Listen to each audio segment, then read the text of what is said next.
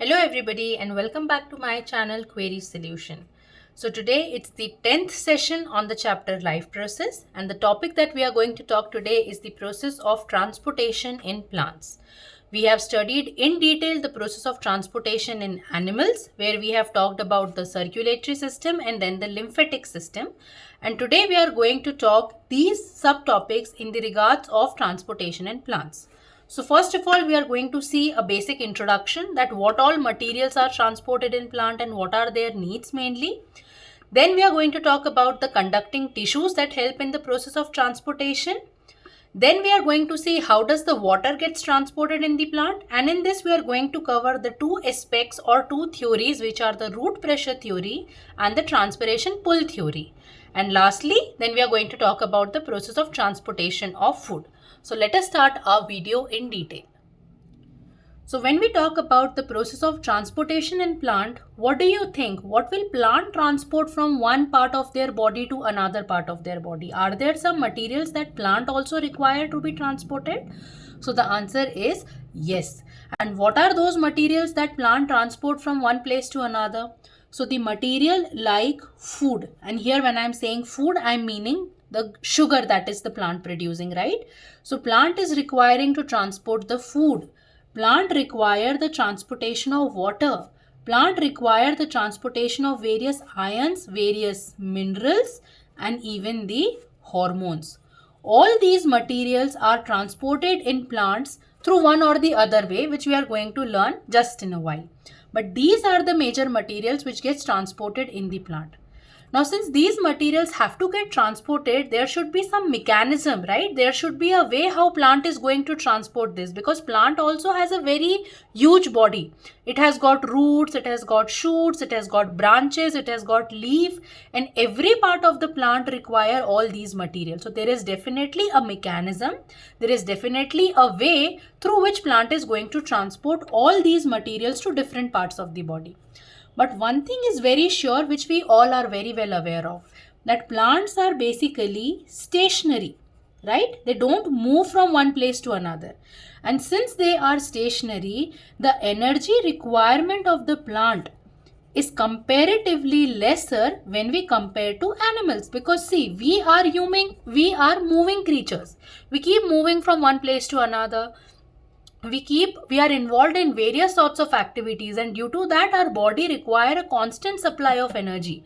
But plants, we know they are not moving, they are being stationary in nature, so their energy requirement is also lesser compared to us, mainly humans that I am talking about. And due to that, the transporting system in the case of plant is also not that developed. It is still organized, it is still a well balanced system, but not that developed system like that in the case of humans that we have seen. So when I talk about plant, let me talk that what about the short height plants that we have, like the basic herbs and all that we see, or basic short heighted plants that we see. So in the case of short plants, basically the process of diffusion is enough to transport all these materials. But what about the plants which are taller? What do you think? Can they also transport materials just by diffusion? So the answer is no. If the plants are taller, they are taller in nature, diffusion won't meet their requirement. So then what can help them? So in such a case, when plants are taller, they definitely require the help of something which is known as your conducting tissues. And these conducting tissues in plant, I feel you would have studied in grade 9. And here I am talking about what? So I am talking about the two main important conducting tissues in plants, which are xylem and the phloem. So let us now understand what are the basic functionalities, what are the basic components of these two conducting tissues in plants. So talking about these two conducting tissues now, we know that xylem and phloem play their own important part in the process of conduction. One is responsible mainly for the transportation of water, while one is responsible mainly for the transportation of food. And again, I'm stating, when I'm speaking the keyword food, here I'm talking about the sugar, because we know that plants are autotrophic and they make their own food by the process of photosynthesis, right? So let us see some differences between xylem and phloem. And I would also like you all to say, if you want, you can pen down these differences, because it is a very possible question for exam. In grade 10, you get many questions of comparison and differences, and this is one of them. So you can pen down the notes if you wish to. Okay. So what does xylem do? So xylem first of all helps in the transportation of water, as we stated, and phloem helps in the transportation of food. Important key difference is that when xylem is flowing the water, the flow would always go as unidirectional. That is, the water will always move from the roots to the shoots. The movement never happen for water from shoots to the roots. It is always unidirectional, that is from root to the shoots. But when we talk about transportation of food through phloem, first of all, the movement is bidirectional. What does that mean? That the movement can happen from the source, which are your leaves, to other part of the plant which are in need, which is known as the sink. And that is why when we talk about transportation of food, we say it as a source to sink theory. Source where they are produced and sink where they are needed. And this flow of food and the need can be bidirectional. So that's the basic difference between both of them. Another important key point. So what are the different components of this conducting tissue, which is xylem? So xylem comprises of two main important components, which are your xylem vessels and the tracheids.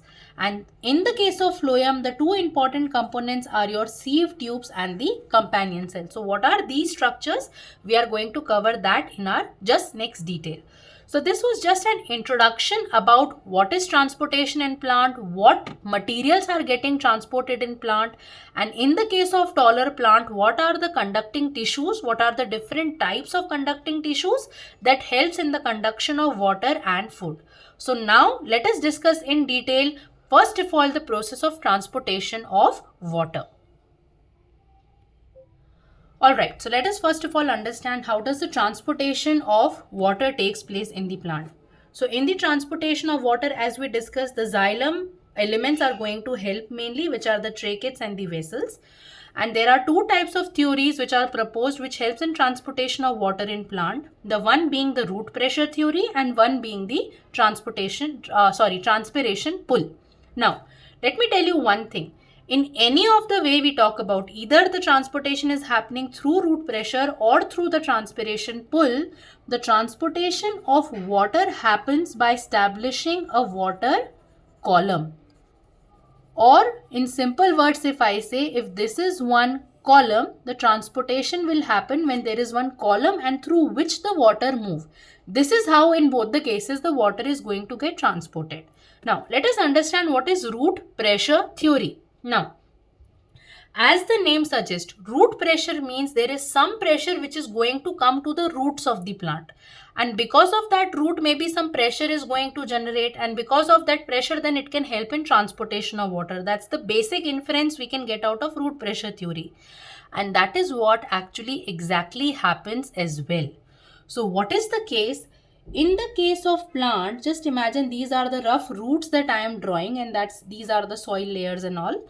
So what happens in the root pressure theory? We do know that in the soil there are lots and lots of different ions which are there, right? And what do these roots do? So for the growth and development of the plant, the roots actually they intake these ions. And when they are intaking this ion, they don't just do it normally. These ions just don't get diffused in the roots normally. Rather, the plant utilize energy in the form of ATP. Whatever energy, first of all, it has, the plant spend that energy, the plant use that energy so that the ions can come inside the root body. So first important step when you talk about root pressure theory is active intake of ion. What is the first step? The first step is active intake of ion by the roots. And active intake, we know by now there is passive and active intake. When we are saying active intake, we means that there is a expenditure of energy for this process to happen. So now the plants have utilized energy to do this process, and since plants are spending energy, due to this process there is a pressure which gets generated. So there is a pressure that gets generated in the internal structure of the root where actually this intake has happened. So because of this pressure now, and to balance this pressure, mainly what happened? To balance this pressure of the root in between the root and the soil, mainly what will happen? The next entry would come is the entry of water molecule. So to balance the pressure, the water would come to the inside of the plant. And since water is coming to the inside of the plant body, now it generates a column kind of a structure that you can see. So the vessels and the tracheids now help in establishing such tube-like structure or such column-like structure, which will help in the conduction of water from the roots of the plant till the shoots of the plant. And this is a small simple concept when we talk about the root pressure theory. The first step being active intake of the ion. Since being the intake is active in nature, it develops a pressure in the roots, and to balance out this pressure, the entry of water molecule comes into picture, and as the water molecule gets inside the root, it develops a column, it develops a channel, or I can say it develops a tubular structure through which the water molecules move in the plant from the roots to the shoot.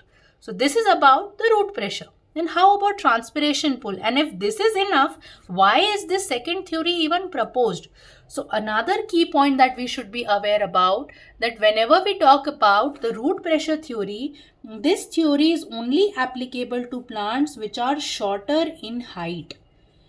The root pressure and this column which has established can only distribute water to the plant to smaller heights only. It cannot transport water to the plants which are taller in nature. So when the plants are taller, then comes the picture of transpiration pull. So what is transpiration pull now? Let us see that. So we do know first of all what is transpiration. I hope many of you know this. What is this important keyword? So transpiration is nothing but it is the loss of water from the plant body, especially from the leaves of the plant, because the leaves have got structures which are known as stomata, which are minute holes, we know, which are minute pores which are there on the surface of leaf. We cannot see them definitely through eyes, but if we see them in the microscope, we can see these pores which are known as stomata, right? So once from these stomatas, when there is sunlight on the plant, normally what happens when we boil the water, when we put it on gas, put it on high temperature, it starts evaporating, right? It starts boiling. And that's what happens in plants normally. Plants are there all even in our surroundings, in our environment. They are getting the sunlight all the time, right? Especially during the daytime that I'm talking about. And when they lose water in the form of vapors from stomata. And that process itself is known as what? So that process is something which is known as the transpiration. So as the plant will perform transpiration, again there is happening a loss of water. And this loss of water is again going to create a suction, or I can say this loss is again going to create a pressure. And what is this pressure actually going to do? So as this pressure will be there, the plant would require to balance the pressure, again as we seen here, to balance the pressure which is created due to the loss of water, the plant is again going to generate a column which is again going to help the plant to move the water from the roots to the shoots. So it's still the same thing, right? Here also we have seen the column gets developed. Here also we are seeing the same column gets developed, and that's what I said. Whenever we talk about the process of transportation of water, it happens by developing a column, a water channel, right? The same is happening in both the case. The only difference is when we talk about root pressure, the pressure is not that extensive that it can transport the water to longer distance, to huge heights. But when you talk about transpiration pull, this pressure or this suction that gets created because of the loss of water that has happened is actually very efficient. The pressure is very high, and because of this high pressure, the water is transported to greater heights in the plant from the roots to different parts of the shoots. So I hope we are clear with how does the transportation of water takes place in the plant. Another important aspect why transpiration pull is important for transporting water to greater height is because of the cohesion and adhesion properties of the water as well. As we have studied just in a while that it will develop, the transpiration pool is going to develop a water column. It is going to develop a water channel. And in that channel also the cohesion and the adhesion properties the water molecule carry help to transport the water to greater heights. So what is this cohesion and adhesion? A possible 1-mark question. So please be clear. Cohesion property of the water means attraction of water molecule to another water molecule. So in a way, when the water is flowing through the column, whenever these water molecules are flowing, these water molecules are finding a binding capacity with each other. Like if this is one water molecule and this is another water molecule, cohesion properties means these two molecules will be attracted. So this attraction first of all will not separate them. So that's the cohesion property. That is helping in the conduction, and apart from them there is adhesion property also. And what is adhesion property? Adhesion property means attraction of water molecule with its surrounding. So if I am drawing this surrounding with red, means there is an attraction of water molecule along with the surrounding water channel column also. So if this is my water molecule and this is the vessel, the attraction of this water molecule with this surrounding vessel is what is known as adhesion. So in a way, molecules are also getting attracted, and molecules are also attracted towards the edges or the sides of the vessel. So this entirely helps in developing a well-developed water channel which helps in the conduction of water from shorter distances to greater heights, right? So when we talk about the process of transportation of the food, there is one very important keyword which is translocation that you guys should be aware about. And again, this is a very possible 1-mark question. Many times it is asked in exam, define translocation or what is translocation. So that's the reason I have written the definition too here. You can note down if you wish to. So translocation means mainly it is the process of transporting the food, right? Because this is the topic that we are understanding is transportation of food now. So actually the process of transportation of food in the plant from the leaves, because we know leaves, the mesophyll cells in the leaves are the major structure where the sugars are produced by photosynthesis. So transportation of food from the leaves, the mesophyll cells of the plant which are there in the leaves, to other parts of the plant is what is known as translocation. So first of all, you should be aware, in plants, when we are talking about transportation of water, we use the keyword as transportation. But if we are talking about the transportation of food, we don't use the keyword transportation, rather we use the keyword that is translocation. So you should be first of all aware about the difference between the two. Now, since we are talking about the process of transportation of the food, it is important again that we are talking about which conducting tissue. So we are talking about the phloem, right? And phloem, as we know, comprises of two main important components, which are your sieve tubes and the companion cell. So this is the general structure of phloem that you can see over here. What are the parts that you can see phloem comprises of? So first of all, it comprises of a sieve tube, right? So this tubular structure that you can see right now, the both edges that you can see, something which is known as the sieve tube. And what are other important components of sieve tubes internally? So this sieve tube which is there, internally it consists of cytoplasm, but there is no nucleus inside the sieve tube. And also the cell walls of the sieve tubes, these walls that you see over here, they are not comprising of lignin, but rather they comprises of cellulose material. So as you can see, this tube, this lining that it is coming down here, it consists of the companion cell, which is the second important component of phloem. And these companion cells mainly are nucleated. They possess nucleus. So the sieve tubes doesn't have nucleus internally. They only have cytoplasm. But companion cells possess nucleus inside to them. Okay. What is the function of this companion cell that you can see? So these companion cells actually help in loading and unloading of the sugar. So what is this? Let me tell you. These are the leaves of the plant which I have produced the food. But this food now from the leaves have to be transported to all the other parts of the plant body. And as are we saying, who will help in this transportation? So the sieve tubes and the companion cells are going to help in this transportation process. So these companion cells will actually help in either loading the material to inside the sieve tube or unloading the material outside the sieve tube so that it can go to the place where it is needed. And that is why I am saying here companion cell helps in both loading as well as unloading of the sugar from the leaf to different parts of the plant, right? Then this entire structure, as I said you, is known as the sieve tube. And why I have drawn this dotted light, children, is also very important, because this sieve tube is not one constant uniform structure.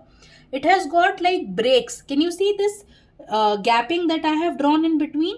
And this gapping in between is something which is known. These linings that I have drawn is what is known as the sieve plate structure. And these sieve plates are not uniform plates just like that. No, they are having gaps internally, as you can see. And through these gaps, only the food molecule move through the sieve tubes, and then it gets transported from one part of the plant body to the other.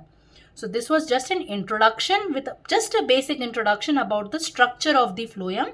How does mainly the structure of sieve tubes and companion cells are going to help us in the process of translocation. Now next is what I am going to explain you through a flow chart, how in depth the process of translocation occurs. So let us see that now. So when we talk about a flow chart on the conduction or the process of translocation is what we are studying, let us understand through a flow chart. So the first important stage is what we know is the mesophyll cells, which are there in the leaves, are the area where the production of sugar has happened, right? It is internally the leaf structure. Inside the leaf, these chloroplasts which are there in the mesophyll cells, these have produced the sugars now. Now this sugar from the leaf have to go to the different plant body, and as we have understood just in a while before, that sieve tubes and companion cells are going to help in this conduction process. Now the sugar which is there in the leaf first of all has to enter in the sieve tubes, right? So this sugar which has been made is first of all has to enter in this sieve tube structure. So what is important in the first stage after mesophyll cell sugar production is entry of sugar in sieve tube. And this entry, children, is first of all an active process. So as we have seen in the case of root pressure theory, as we have seen in the transpiration pull theory as well, that the conduction of water was happening, like in root pressure, the conduction was happening because ions were taken up actively. And when I have said actively, what did I say? That here the plant is utilizing energy in the form of ATP. There is an involvement of energy. The plant is spending energy so that from the leaf the sugar enter in your sieve tube. So what is happening? The same thing that happened in the root pressure, the same concept applies here also. The same thing is happening, but here just the location is different. There it was happening from the soil to the root, active absorption, and due to that a pressure was created. Here also, since the sugar are generated in the leaf area, and now since they are coming in the sieve tube actively, what is the next thing that is going to happen? There will be a build-up of pressure. There will be a build-up of what? So there will be a build-up of pressure because energy has been utilized for this process, and actively these sugar molecules have been brought inside the sieve tube. So till now only molecules have come inside using energy, right? And because of that energy there is a build-up of pressure. Now what will happen to build when the pressure is built up? What will happen to balance this pressure? So to balance the pressure, there will be entry of the water molecule. So the same concept that we have seen here, pressure was built up and water molecule got entered. So there is no meaning here to develop a column. Why? Because already we have the sieve tubes here. The sugar has just got loaded. Now because of this active loading of the sugar, the pressure has built up, and to balance the pressure now the water is also entering over here. But here in this case in plant, as the water enter, the pressure just does not normalize, rather the pressure rises even more. The osmotic pressure which is there, the osmotic pressure increases further. And because of again the increase in the osmotic pressure that has happened after the entry of water, what is your sieve tube and sieve cells going to do? So here now the next thing that is going to happen is, because of the high pressure now, the phloem, the conducting tissue, is now going to move the food material or the sugar. So where it is going to move the sugar now? So now it is going to move this sugar to the parts of plant which are in need or which are in the lacking stage, where there is lesser sugar or no sugar. So it will transport to the parts of plant which are in need of sugar. So in a way here, like for example, if this is the place where concentration of sugar was higher, the osmotic pressure anyway was higher because of active intake, because of active uploading that has happened. The water entry happened, again the pressure arose. So here the pressure has been becoming more and more. So throughout the sieve tube, as there is entry of water, there is entry of sugar, the pressure has increased. And this sieve tube is not just one. There are many cells like this which forms a continuous column kind of structure. And because of this continuous structure, what will happen? The phloem will ultimately has to balance this increasing pressure. And to balance it, what it will do? It will translocate the sugar, it will translocate the food from the part which the concentration or the pressure is higher to the parts where the pressure is lower. And that is why we say that whenever we are talking about the translocation of food in plant, it can happen from leaves to the roots, and even it can happen like from upper direction to the lower direction, and even sideways as well. So that is how in the case of plant the translocation of the food takes place. So in this session of today, we have understood the concept of transportation in plant, where we understood the first concept, which was transportation of water by the root pressure theory and the transpiration pull theory. And in the next section here, we have seen the process of transportation of food, which actually we should be stating as translocation, in which the sieve tubes and the companion cells which are there, they will play a very, very important role by actively taking in the sugar inside the sieve tube. Because of build-up of pressure, entry of water molecule will be followed up. Again, the pressure will increase, and to further balance it, the food will now be moved to those parts of the plant where they are in need. And that is why here, as I said you in the starting, the translocation process is something that happens from source, to sink. Source means the place where it is produced, like in the mesophyll cells of the leaf, and sink in the place where it is needed, right? So this concept of source to sink applies to the process of translocation. So I hope you guys are clear with the video. Happy learning, guys. Take care of yourself.